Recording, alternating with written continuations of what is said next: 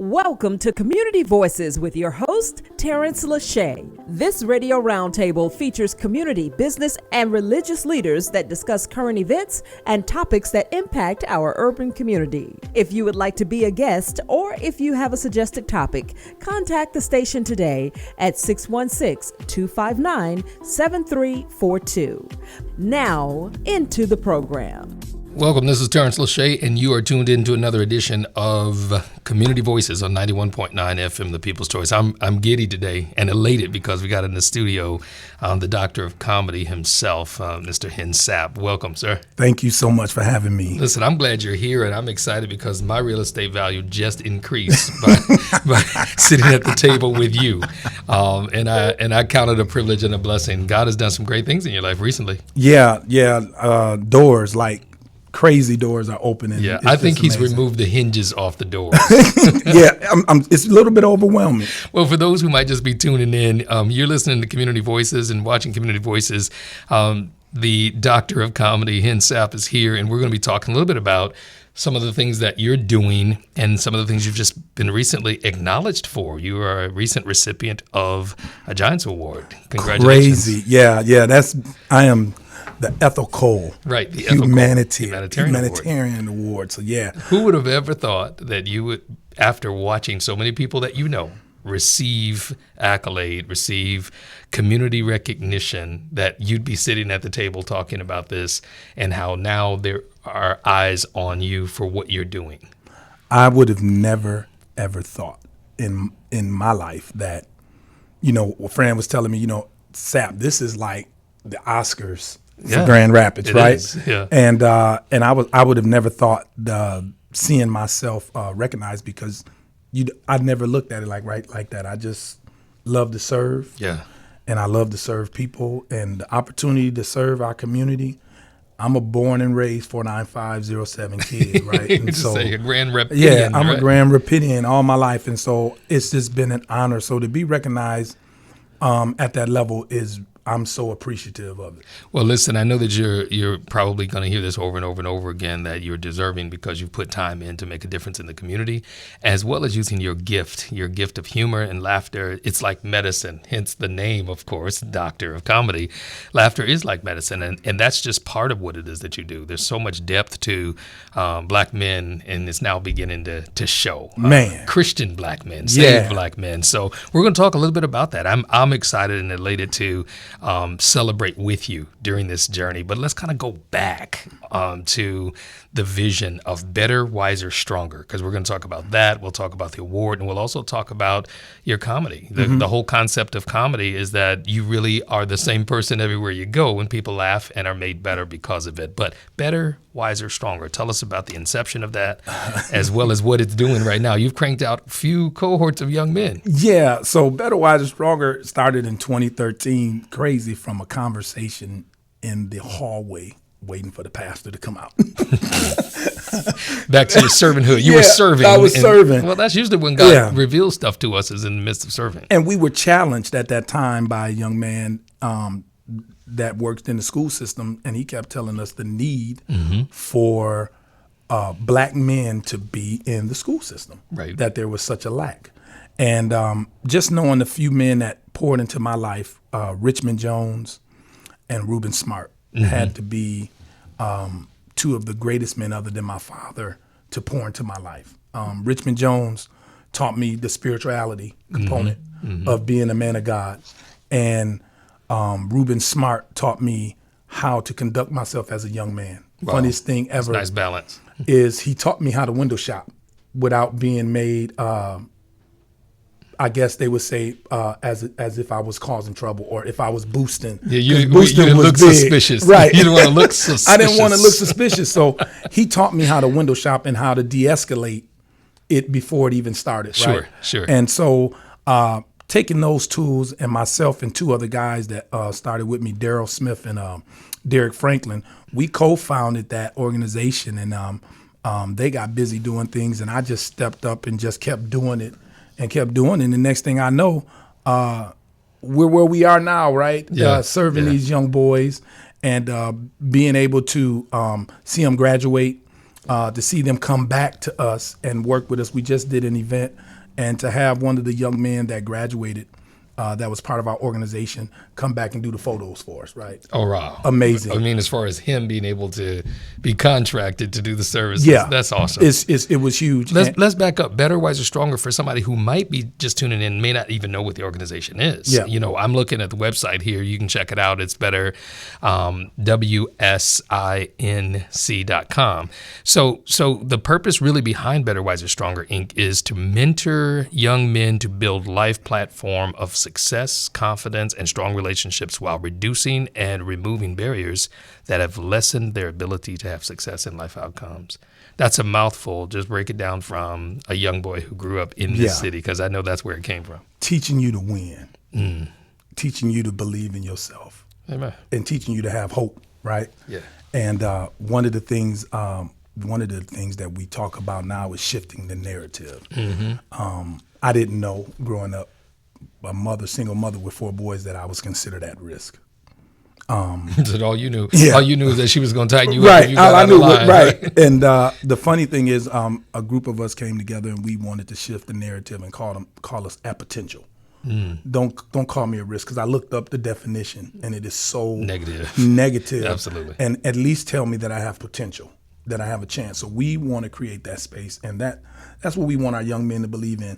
At the end of the day, if you want to be a scientist or if you want to be a garbage man, I want you to be the best at it. I want you to carry yourself and be proud of what you do as a young man. Sure. So that's the one thing we build. We're really big on life skills.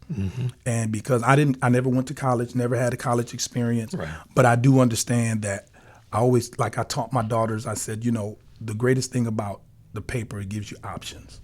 And I said, I want to position our young boys, be it if they want to be an electrician, or if you want to be the next president or whatever, but I want you to put yourself in positions that you give yourself options. And that's all win. doable, right? That's all doable with organizations like Better, Wiser, Stronger, and men who've come through processes. And I say processes because there's been systems and institutions and all sorts of things that could either be on the side of helping that potential or hindering that potential. Yes. And I'm not talking in code. You mentioned if they wanted to be a garbage man. Well, after experiencing something like Better, Wiser, Stronger, they would call that a sanitation engineer. That's right. because there is a sense of dignity and pride that's being put in young men. I'm proud of you in being able to do this, and the others who started this organization. In its inception, the organization started out with Self-Esteem Workshops. I remember that, banquet, fundraiser, but it picked up some steam and momentum. Tell us about that journey, because you now have an actual physical location. Yes. Where they come and meet, and talk a little bit about that. Yeah, I remember the commercial. That. Go ahead and pitch it. I remember that, right? And I remember I was so happy that you was there, because you're my favorite, right? And you know that, right? So you're gonna get us in trouble when you start talking about favorites. You my favorite, one of my favorites. Okay. People know, they know it. I fight you over Pastor Lauchie. But there's a lot of pastors in this city, okay? A lot. But one of the things, we did a fundraiser and put ourselves in a great position. People, you never know, but God put people in our lives that we didn't even knew about us. Right. And they approached us and they wanted to help us build.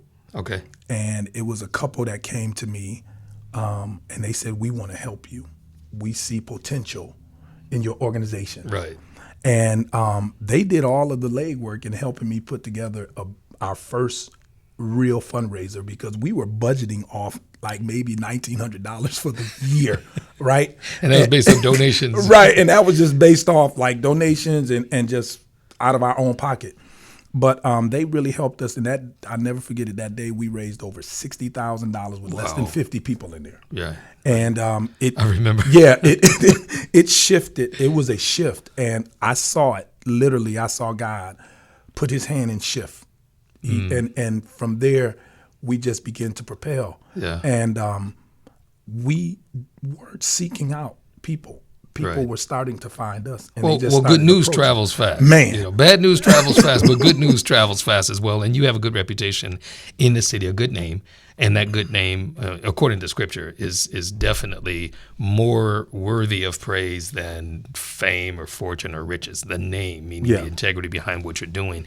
And I commend you on it. It has led you to not only pouring into the lives of how many young men who has come through Better, Wiser, Stronger so far? You started in 2013. And probably now I bet you we've done, at least maybe 800 kids that we've been able to be engaged with. That is awesome. And we have some young men at our church who've come through, and they still talk about it. And it has been life-changing, not for just them, but for us. Just to be able to, the greatest thing ever is to be walking somewhere and someone approach you and say, "Hey, Mr. Sapp." Yes. BWS. And so we teach it as a culture, as a lifestyle. Right. And because we want them to feel that they're family. And I want you to always feel like you're able to come back. My dream is really to be able to raise it, take it as far as I can, and be able to have one of them come back and take it over. And take it over and take it to the next level. That would be the fulfillment of the entire dream behind it. Because if you're building on the foundation of potential, to see them manifest is just an awesome thing. I can relate to that, having raised sons and now grandsons. Yeah. It's definitely a labor of love. It has opened doors for you, just being that sacrifice in the community to say, hey, you know what, I'm going to be the one who reaches back, be one of the ones who reaches back. And you've got a lot of support. But you were recently recognized with the Ethical Award for the Giants. Tell us a little bit about that experience. Yeah. Humanitarian Award. It is just, I'm overwhelmed by it. And people don't understand why I don't jump and get excited, because it's more humbling. I always teach people, I said, this is the first time I took the H off of humble, and I'm just very humble. Humble. That's the church. That's the church way of saying it. Well, if you have to say you're humble, then chances are you're still working on it. Yeah. I get it. And I have never, you just, whenever if people understand what a servant is, you don't really pay attention, right? You just focus on the end goal, which is trying to help. Yeah. And that's all I've ever wanted to do. That's the outcome. Yeah. And so to be appreciated, one of the greatest things for me is I'm big on appreciating kids. So to get it back and to get my flowers, I've been trying to think of a speech, and I don't even know what to say. And I know they're going to have me, they want to video record you, and I'm like, all I got is jokes. And I'm like, how do I shift those jokes into the narrative of just saying thank you to everybody? But just be you. I know. When you think about it, you were selected for the award because of you. Because of you being you. So in being you, you can't go wrong. We often tell those young people that when we're encouraging them, be the best version of you, because nobody else can do that but you. Think about that gift. Let's go back to it, because you said servanthood. Most people say, oh, he's just gifted to talk, or he's gifted to make people laugh. The gift really is servanthood. That's it. The gift is service, which is a prerequisite really for making it to the kingdom of God. So I wouldn't deviate. I'm helping you write your speech right now. Yeah. I wouldn't deviate far from the fact that it was a gift. Yeah. And that gift has now made room for you and brought you before great men and women. Yeah. And that's commendable. And I think that's something that's the example of your life lesson. There's a lot of talk about, the community about, well, nobody's doing anything. Well, there's living proof that somebody's doing something to make a difference at a grassroots level. I often wondered what grassroots mean. It just means that you're down in the trenches doing the work. Yeah. That's really what that means. Because when I first heard it, I was like, why we got to be grassroots? Right. How come you can't be hilltop or treetop? No, it's grassroots. I studied that, and I said, okay, that just means we're in the trenches. Yeah. And that's what we are. And it is so much fun. And you were saying something about even our space, right? Yeah. We were able to get a space. Where are you located? Tell us a little about the location. 1413 Madison, the old Restorers building, right? So it's been restored to BWS, right? Exactly. And that's where we are now. And so we've made a good relationship with the community in that area. Mm-hmm. And we have a lot of kids that's in walking distance that they can come and be a part. And then we have kids from abroad, Kentwood, Wyoming. Yeah. So the greatest thing is, people always ask me, how do you get your kids? I don't know. It's word of mouth. Just word. It's just word of mouth. I do know that some of us are really singing your praises because the outcomes are good. You're not just teaching them how to tie a tie. You're teaching them how to own a business, to make ties, to sell ties to other business persons. It's just an evolutionary thing. And I watched you go through some training yourself. I think it was the Kellogg Foundation. Yes. Talk a little bit about your leadership cohort. Come on now, Pastor, you pushing it now. See, I do my homework, first of all. But you literally came alive. I saw you. You were lit up like a candle. Said, "Hey, I got accepted into this program, and it's a cohort on leadership development, and we're gonna learn about grants and writing grants and grant funding and the organization." I mean, share that joy, man. That has to be the greatest thing that I feel that ever happened to me as an individual. Yeah. When I got that call, And this is the Kellogg the Foundation. Kellogg Foundation. Yeah. Is it leadership development? It's a Kellogg Foundation leadership development. It is a leadership development. And they brought you in, and they only chose 80 people. Mm-hmm. And I was one of the 80 to be a part of this. So millions didn't make it, but yeah, you was one of the I was ones. one of the ones. And it was that journey let me know that I don't have to talk like everyone. I don't have to be articulate like everyone. All I have to do is be me. And I struggled at one time, and one of my fellows looked at me in my face and said, "You know, Henry, do you understand that you're the only one in this group that's a CEO and a founder of an organization? Wow. And we all work for someone else." Wow. And he said, And you hadn't even thought about didn't that. even think about that. And he said, "Enough said. Don't ever think another way about yourself." And that shifted me right there. And it lets me know, I may not talk like everyone. I may not be as articulate, the words, but I know what I know, and I stay in my lane. That's right. And I rock my lane. You do your job. You do your job. I think it's worth having the audience know that you came from a family of challenge, but yet your overcoming and your victory is individually yours. Yeah. We all have our stories. All have our experiences, our ups and our downs. And what are you most? And I'm gonna, as the interviewer, I can ask you this. I wouldn't want you to just run out and I'm proud of. What are you most proud of in your accomplishments? I would say it had to be being accepted to the Kellogg's Foundation. That was it. All right. Yeah, because dumb me went through the book and I began to look at all the names. And you started the writing yourself accolades. off. You was like, I can't do this. And This is not me. Yeah, I was like, what in That's the what you world? told me. You were saying, why would they pick me? I said, why wouldn't they pick you? And LaJune spoke, the president of the Kellogg's Foundation, and she said, "How many people feel that they should not be here? Please stand up." And I hesitated. And everybody stood up real quick. So you weren't even sure if you were so unsure. You weren't even sure if you should stand up to say that you didn't believe. Should I really stand? And everybody just shot up real quick. And I was like, wow. So I do belong here. You're in good company. And yeah, so that right there, and it broke the chains off. And I was and I dove in, and I just stayed true to who I was. Yeah. And just who I was. And I was able to meet some of the greatest people and build some of the greatest relationships that I feel that can benefit me and my community. Absolutely. Well, the proof is in the pudding because it helped to launch further the Yes. dream of Better, Wiser, Stronger. Yeah. But Hen Sapp Comedy is also a part of who you are. And Yes. that's something that you brought to the table. Yes. You can't divorce yourself of yourself. So tell us a little bit about that. You gave birth to a comedic presence, not a character, not some shuck and jive, but you brought comedy to the stage. I know that you did some work with the Laugh Fest, and you also have some things coming up of your own. So one thing I'm very proud of what I've created here. One thing I felt that there was a lack of entertainment here for the faith-based community. You're right. We've never got our just due here. And there was a season that it was good, and then it just faded away, and they didn't care anything. Mm-hmm. And I felt I love to laugh. And when I started doing comedy, I felt that I've came in with the connections, and I always felt that I should bring what I've got to my city. Mm-hmm. And so I started bringing these comedians, and I said, you know what? I'm just going to host. And it's really not for y'all. It's really for me because I love them.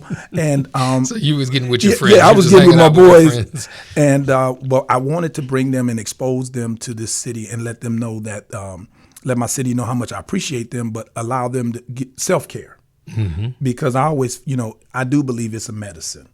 And I always tell people now before I end my show, I said, it's a national study that says that people who laugh live a little longer. Oh, absolutely. And I said, so I just increased your life by like 35, 45 minutes. Thank you. I appreciate that. Well, there's a thin line between medicine and drugs. Right. So laughter should be a medicine and not an addictive drug. Right. But no, you can't help but laugh. I think that joy that you have is from the Lord, is genuine. is true Yeah. that you're laughing for a reason. Sometimes in your stand-up, you've used some of your negative life experiences Yes. to literally cause people to laugh. Yeah. You've even inspired my son, who's also a comedian. My man. And you walk him along that process and gave Yes. him a chance too. So you started with your own comedy stand-up, and then you were invited to be a part of Laugh Fest. Yes. And from Laugh Fest, you've launched into Yes. even deeper things. Talk about that journey. Yeah. Because there was no faith-based laughter in Laugh Fest No. until you brought that to them. So Laugh Fest approached me, and it was funny. We were talking, and they asked me, they can, because they consider you local comedy. Sure. And so when they saw me do my first show, I did 2,000 people down at the DeVos. Mm-hmm. They was like, "Wow, how did this guy get 2,000 people down there? How you fill up the DeVos?" Yeah. So then we started building, and they was like, "Okay, we think you can do a ticket." So we started doing tickets. So my show, I was the only comedian that was local that had a show that averaged anywhere between 700 to 1,200 people. Oh, wow. Out of all of them. And I did it consecutively with them for 6 years. Mm-hmm. Mm-hmm. And then I backed off 1 year, and then like COVID came in and stuff like that. But then I said, I need to do a shift and use those resources to help build Better, Wiser, Stronger. Mm-hmm. I think I did my time with them. Yeah. It was a great relationship, and it was I learned a lot from them.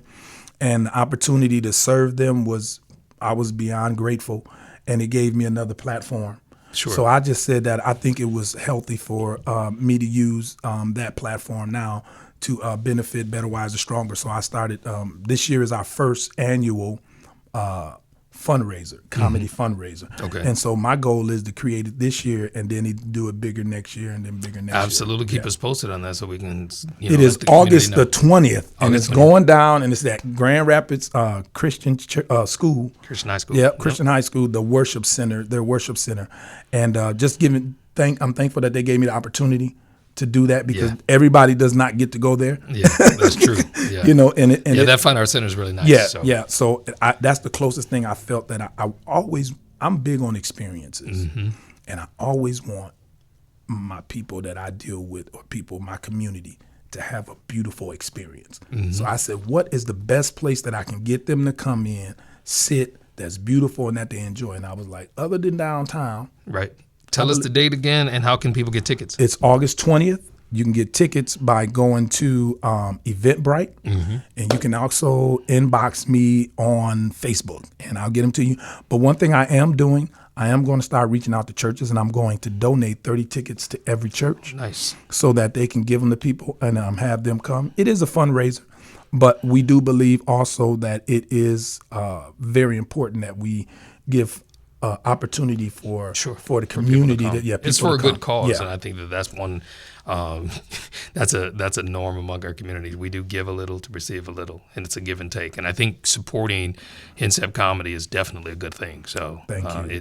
It is like medicine. Laughter is like medicine. I am like so geeked right now, because y'all don't even understand this guy. Pastor Lauchie, I just love him so much. Y'all don't even understand. He knows how to stroke a pastor, make him feel real good. I am so giddy. That's the word I love. That's the word giddy. I used when I said that I'm glad to be here with you. Listen, I'm elated over the award, but I'm also excited. You got some international stuff that you're doing, right? Crazy. Yeah, we're going to the Virgin Islands. See, there you go. There you go. You was holding back. Talk a little bit about that. So it's a friend of mine that I met via just. He reached out to me, and a guy I met named IQ, and he reached out to me maybe several years ago, and we've been trying, but we went to COVID. Yeah. And he was like, once COVID break, man, I got to get you to the city. Mm-hmm. And I was like, you tell me what you need, and we worked it out. And so I created a group, and it's just Hen Sapp and Friends, myself.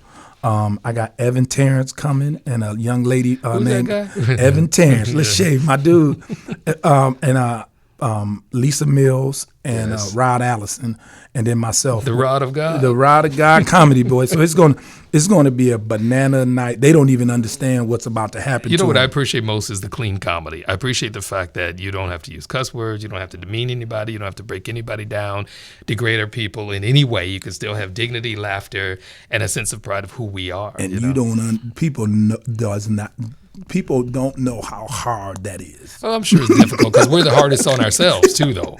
Yeah. I mean, we can go in and never come back. As far as ourselves. But thank you for representing, people well, representing even believers, worldwide as a Christian comedy comedian, even though you're able to hold your own in other circles. Yeah. That's definitely something to be And appreciated. I don't waver on that. I let people know who I am. I am a Christian comedian, and I don't waver from that.